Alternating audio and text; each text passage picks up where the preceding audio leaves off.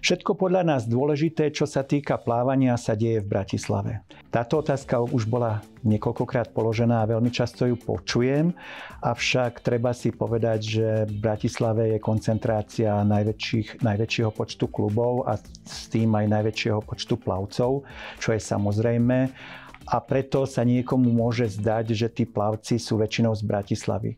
Slovenská plavecká federácia pri svojich posudzovaniach alebo pri tom, keď robíme sústredenia spoločné alebo akýkoľvek rozpočet, tak nepozerá na plavca, či je z toho alebo z toho regiónu, ale vždy sa pozerá na to,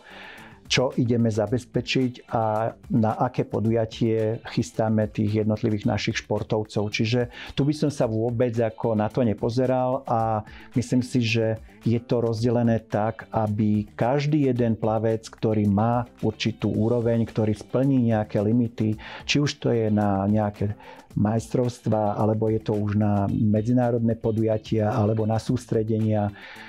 dostáva to naozaj veľmi spravodlivo na rozdiel od iných športov, keď to porovnáme treba s synchronizovaným plávaním, kde sa to boduje a kde to môže byť dosť subjektívne, tak to subjektívne porovnávanie tých jednotlivých športovcov z východu alebo zo západu krajiny tu vypadá.